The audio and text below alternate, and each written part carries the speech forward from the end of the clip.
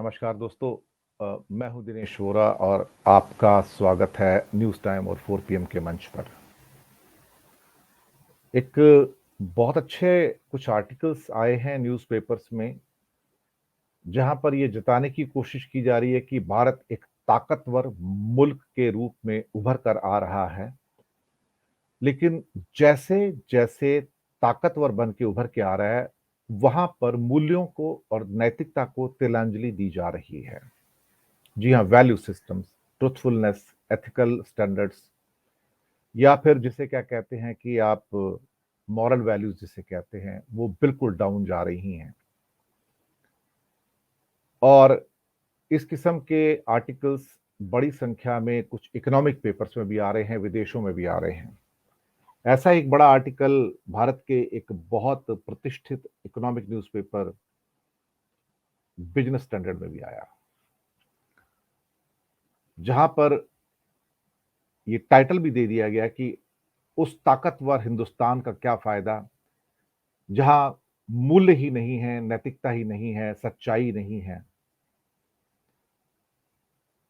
इस बात पे भी जोर दिया गया कि ज्यादा करके भारतीय आज के भारत में कंफर्टेबल नहीं हैं और उनको कानूनी रूप से प्रताड़नाएं दी जा रही हैं और सिर्फ चंद कारोबारी हैं जिनकी झोली में सब कुछ आकर मिल जाता है।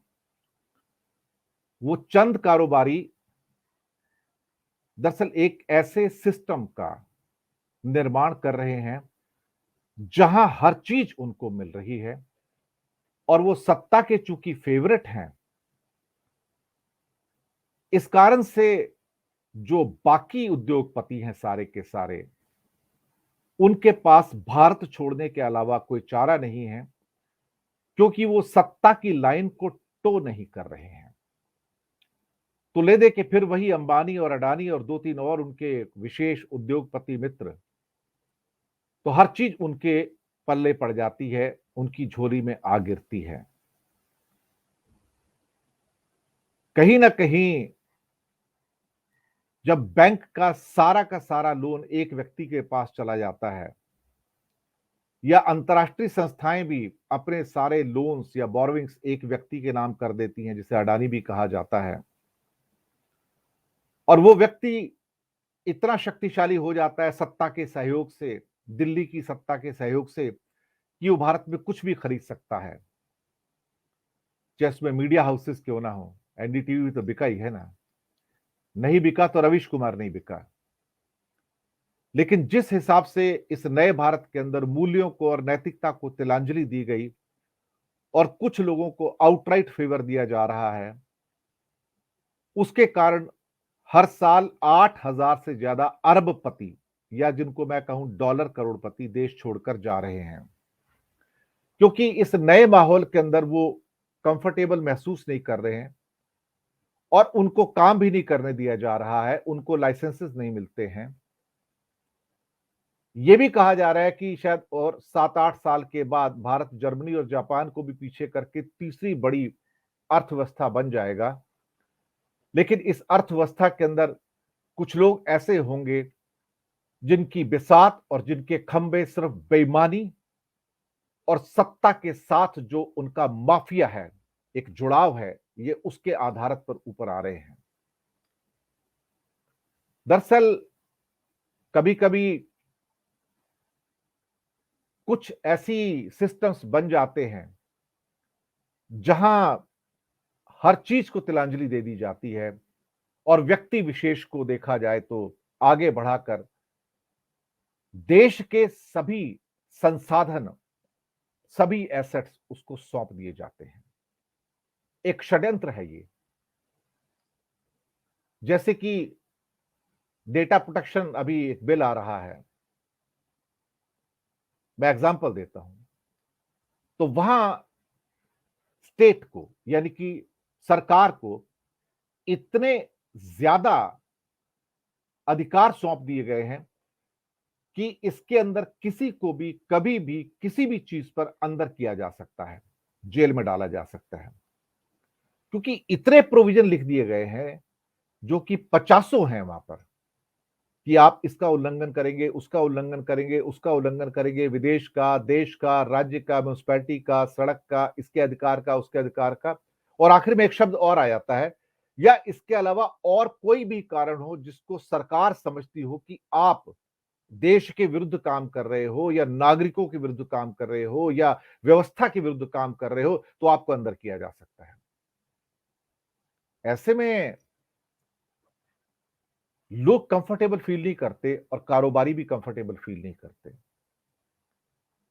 हालात ऐसे हो गए थे पीछे 2-3 साल पहले तक कि कुछ कंपनियां जो भारत के खिलाफ मुकदमे जीत गई थी और भारत को उनको पैसे देने थे, तो भारत सरकार ने साम दाम दंड भेद लगाकर इतना कुछ किया कि अंतर्राष्ट्रीय जो अदालतें हैं, उनके जो फैसले हैं, उनको भी नकार दिया था कि हम इनको नहीं देंगे, तुम्हें जो करना है कर लो।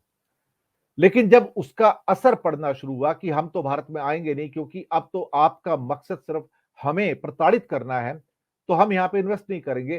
तब उन्होंने सोचा कि नहीं, इनको 8 साढ़े 8,000 करोड़ दे देते हैं, नहीं तो बाकी लोग आना बंद हो जाएंगे। या फिर जैसे कि इस सरकार ने सारी स्पर्धा खत्म कर दी, कंपटीशन खत्म कर दी, और सत्ता से जुड़े जो 2-4 कारोबारी लोग हैं, अंबानी अडानी उनमें हैं ही, आपको जानते हैं, अडानी सबसे बड़े हैं उसमें आज की डेट में। तो अब किसी के पास कोई एसेट या कोई संसाधन जाने ही नहीं देते, सब कुछ उन्हीं के पास चला जाता है। या फिर किसी एक राज्य के पास सब कुछ चला जाता है और बाकी राज्यों को, पूरे हिंदुस्तान को नकार दिया जाता है। जब इस किस्म का माहौल बन जाता है कि हर संसाधन, हर एसेट, हर अपॉर्चुनिटी, हर अवसर एक ही व्यक्ति के हाथ में चला जाए, और फिर अगर आप मुकदमों में जाना चाहें, जहां ये लिखते हैं कि रोबस्ट डेमोक्रेसी है, जुडिशरी है, तो उनका मकसद है कि आप जाइए, मुकदमे कीजिए, आपको आजादी है, लेकिन उन मुकदमों का फैसला नहीं आएगा 20 साल, 30 साल, 50 साल तक। और अगर आपको भी उठा के अंदर बंद कर दिया जाता है, तो आप भी 20-30 साल तक एड़ियां रगड़ते दीजिए, और अंतर्राष्ट्रीय जगत जाके यही मोदी जी कहेंगे, देखिए हमारा रोबस्ट जुडिशरी सिस्टम है, आप यहां पर फाइट कर सकते हैं। लेकिन यहां पर जुडिशरी में फाइट करने का मतलब है कि अपनी उम्र गवा देना। यानी कि जो कहा जाता है अंतर्राष्ट्रीय रूप से, और जो यहाँ प्रैक्टिस किया जाता है जुडिशरी के रूप में या मुकदमेबाजी के रूप में, वो लोगों को डैटर करता है कि यहां पर न्याय नहीं मिलेगा आपको, इस देश में अब न्याय नहीं मिलता। कई ऐसे सवाल हैं जिनको आप प्रासंगिक बता के, इररिलेवेंट बता के खारिज कर सकते हैं कि यहाँ पर धार्मिक सद्भाव नहीं है, और लोगों को कुचला जा रहा है, दमन किया जा रहा है, और आप 1 मिनट में कह देंगे there is nothing like this one, we reject this report, we reject this index. चाहे रिलीजन के बारे में हो, प्रेस फ्रीडम के बारे में हो, दमन के बारे में हो, वी रिजेक्ट इट। तो आप ओपनली उसको रिजेक्ट कर देते हैं। अब चीन ने भी यही किया था कि अपने लोगों को बंधुआ मजदूर बना के कई जगह रखा, और तेज वृद्धि और विकास तो हासिल कर दिया। लेकिन अल्टीमेटली चीन मूल्यों पर आधारित राजनीति तो नहीं करता है ना। भारत जो संस्कार और संस्कृति की बात करता है, जो मोदी जी जिस संस्कार और संस्कृति की बात करते हैं, और जो एक बहुत बड़ा आर्टिकल अखंड भारत की बात की गई कल टाइम्स ऑफ इंडिया में, सेंट्रल आर्टिकल में, महाअखंड भारत की, जहां भारत के संस्कारों की और संस्कृति के गुणगान किए गए हैं, तो उसमें यह भी तो बता देना चाहिए कि हमारे यहाँ 30, 40, 50 साल तक फैसले नहीं होते, ये भी हमारी संस्कृति है। हमारे यहाँ सारे के सारे जो ऑर्डर्स होते हैं या संसाधन है, एक व्यक्ति को सौंप दिए जाते हैं, और वो व्यक्ति जो 1 लाखवें नंबर पे होता है बिजनेस में, वो 5 साल के अंदर सत्ता के साथ जुड़कर वो दूसरे नंबर पे आ जाता है दुनिया में। ये भी तो किए ना, ये भी तो संस्कार है, ये भी तो संस्कृति है, इसकी बात नहीं करते। ये लोग बात करते हैं 2000 साल पहले की, 2500 साल पहले की, जिसे हमने देखा ही नहीं है। बात आप मुक्त बाजार की करते हो, फ्री मार्केट की करते हो, लेकिन यहां पे बाकी सब के लिए आप पूरी की पूरी मार्केट क्लोज कर देते हो और सब कुछ एक को दे देते हो।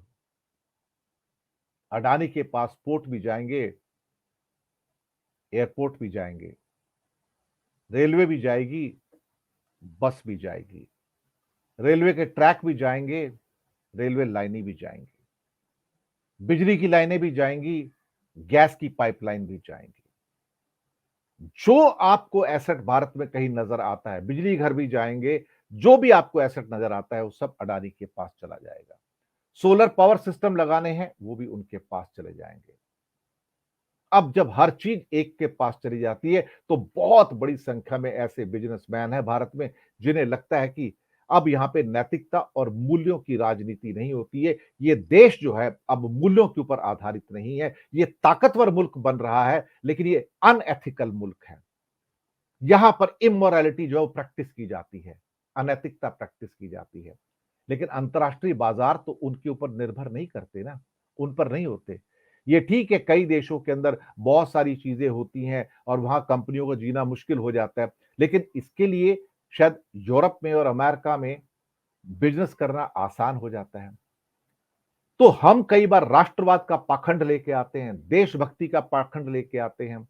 हम देश को ताकतवर बनाना चाहते हैं, लेकिन नागरिकों से उनके क्या कहते हैं कि अधिकार छीन लेना चाहते हैं। हम बात नागरिकों की और संविधान की करते हैं, लेकिन आप अपनी मनमानी करते हैं और हर चीज ऊपर से आप इंपोज करते हैं और अंदर लोगों को धमकियां देते हैं कि आप आइए देखिए, मैं आपको ईडी से अपना रेड करवा दूंगा, इनकम टैक्स से रेड करवा दूंगा। और जितनी red income tax, CBI, ED की पिछले आपने कुछ सालों में देखी है, चाहे वो कारोबारी हों या फिर आम नागरिक हों या पॉलिटिकल पार्टीज के ऊपर हों, तो हम ताकत का खेल तो खेल रहे हैं, लेकिन हम अनएथिकल खेल भी खेल रहे हैं। जैसे जैसे हम ताकत में मजबूत हो रहे हैं, वैसे वैसे Bharat immoral and unethical country बनता जा रहा है अपनी प्रैक्टिस के अंदर। यहां पर अगर आप किसी को लिंच भी कर देते हैं, तो आपको सत्ता बचा लेती है। यहां पर अगर आप कोई इस किस्म के समारोह करते हैं जिसमें धर्मांधता होती है, कट्टरवादिता होती है, माइनॉरिटीज को कुचल देने की बात होती है, उन्हें पाकिस्तान खालिस्तान करने की बात होती है, महात्मा गांधी के फोटो पर गोली मारने की बात होती है, गोडसे को भगवान बनाने की बात होती है, तो सब अलूफ हो जाता है, कोई कानून लागू नहीं होते हैं। आम नागरिक कहां जाएगा? आम भारतीय कहां जाएगा? जब देश 4-5 लोग चलाना शुरू कर दें, कुछ उद्योगपति और कुछ ले दे के ऊपर बैठे हुए राजनेता, और पूरा भारत मूक दर्शक होके देखता रहता है और कुछ हिम्मत नहीं कर पाता है। तो रविश सही तो कहते हैं कि एक डरा हुआ पत्रकार एक मरा हुआ लोकतंत्र पैदा करता है। सही बात है। पत्रकार भी डरता है, नागरिक भी डरता है। जो आपका काम करने वाला इंसान है वो भी डरता है, ब्यूरोक्रेट भी डरता है, टेक्नोक्रेट भी डरता है, हर आदमी डरता है। डर के माहौल में आप भारत को ताकतवर बनाते हैं और बड़ी-बड़ी हुंकारें भरते हैं, लेकिन जब आप जमीन पे कुछ करने को आते हैं तो आपको करने नहीं दिया जाता, क्योंकि आपका जो मूल्य है उसको तिलांजलि दे दी गई है। आप जिस ढंग से इलेक्शंस को होस्ट करते हैं और 94% पैसा एडीआर के हिसाब से आप लेकर चले जाते हैं, तो ये तो राजनीति का माफियाकरण है, उद्योगों का माफियाकरण है। यानी कि कुछ उद्योग हैं जो फलेंगे फूलेंगे और फिर चाहे वो वहां जाके ड्रग्स का कारोबार करें, नकली शराब का कारोबार करें, हवाला करेंसी का कारोबार करें या फिर कोई और कारोबार करें। उन्हें छूट है इस बात की, कोई इंक्वायरी नहीं होती। अगर किसी की मिस्टेक के कारण, ब्लंडर के कारण 134 लोगों की मोरबी में डेथ हो जाती है, तो ये प्रशासन उसे बचा कर ले जाता है। उसका क्या कहते हैं कि नाम तक नहीं आता है एफआईआर के अंदर, दोषी नहीं है वो, और व्यवस्था भी देखती रह जाती है। कोर्ट्स आते हैं, कोर्ट्स इंटरवीन करते हैं, लेकिन कोर्ट्स भी शायद उतने सशक्त होकर इंटरवीन नहीं कर पा रहे हैं, वो भी डर रहे हैं। अब ये ऐसा माहौल है जैसे कि इस टाइम रशिया में पुतिन का है या चीन के अंदर जीपिंग का है। मुझे उसमें कोई फर्क ही नजर नहीं आता कि ये भारत जो है, रशिया है या चाइना है, ये तीनों मुझे एक जैसे ही नजर आते हैं। आज अगर आप देखा जाए व्यवस्था के हिसाब से तीनों कंट्री आइडेंटिकल लाइन पर चल रहे हैं, जिसका नाम भारत, चीन और रूस है। और एक किस्म की प्रथाएं हैं, एक किस्म की व्यवस्थाएं हैं, जहां पर एक व्यक्ति को खुदा मानकर टॉप पे बिठा दिया जाता है और बाकी किसी नागरिक अधिकार की कोई चर्चा होती ही नहीं है।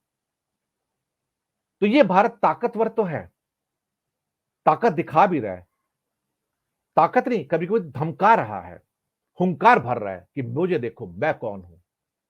लेकिन वहां पर मूल्यों की और नैतिकता की तिलांजलि दे दी गई है। यहां पे अब इमोरलिटी है, यहां पर अब माफिया है, यहां पर गुंडागर्दी है, यहां पर प्रशासन का ईडी, सीबीआई और इनकम टैक्स का तंत्र है जो आपको नेस्तनाबूद करने के लिए, क्रश करने के लिए तैयार बैठा है और कर भी रहा है। आप आवाज उठाइए, आप जेल में होंगे, और जाइए सड़ते रहिए सालों में, पर हम दुनिया से जाके कहेंगे हमारी जुडिशरी बहुत रोबस्ट है, वो आप सबको डिसीजन भी देती है, निर्णय देती है, फैसले देती है। आपको पता है कि एक बार आप जेल में चले गए या आपके पास केस हो गए तो फिर 20-25 साल आपके खत्म हो गए, आप बाहर नहीं आते वहां से। जिस रोबस्ट लोकतंत्र और जुडिशरी की और व्यवस्थाओं की बात करते हैं, उन्हें तो कब का कुचल कर जमीन में दफन कर दिया गया है। ये ताकतवर मुल्क है भारत। बहुत कुछ कह सकता हूं, लेकिन समय की बाध्यता होती है। तो ये ताकतवर भारत है, जहां पर इस समय इमोरलिटी रूल करती है, जहां पर ब्लैक मनी रूल करता है, जहां पर इस समय वैल्यूलेस चीजें आपके सामने होती हैं, जहां भोंडापन है, जहां पर सत्ता का भांडपन है, जहां पर एक व्यक्ति को सारी दौलत सौंप दी जाती है ताकि वो पूरे इंडिया को खरीद ले और बाकी हिंदुस्तान भूखे पेट तरसता है कि खाने को रोटी मिल जाए। जहां 100 करोड़ के पास दौलत नहीं है, एक पैसा नहीं है, खाने को रोटी नहीं है एक वक्त की, वहीं 2 व्यक्ति ऐसे भी हैं जिनकी दौलत हर घंटे 100 करोड़ से ज्यादा बढ़ जाती है।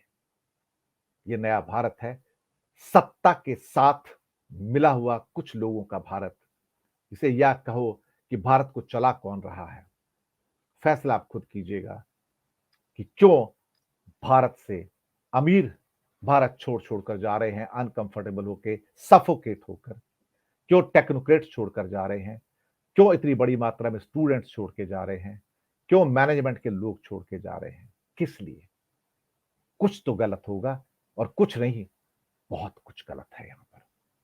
वक्त की बात है, बस वक्त की बात है। इंतजार कीजिएगा। 4 PM और न्यूज टाइम को सब्सक्राइब जरूर कीजिएगा और फीडबैक दीजिएगा। धन्यवाद आप सबका।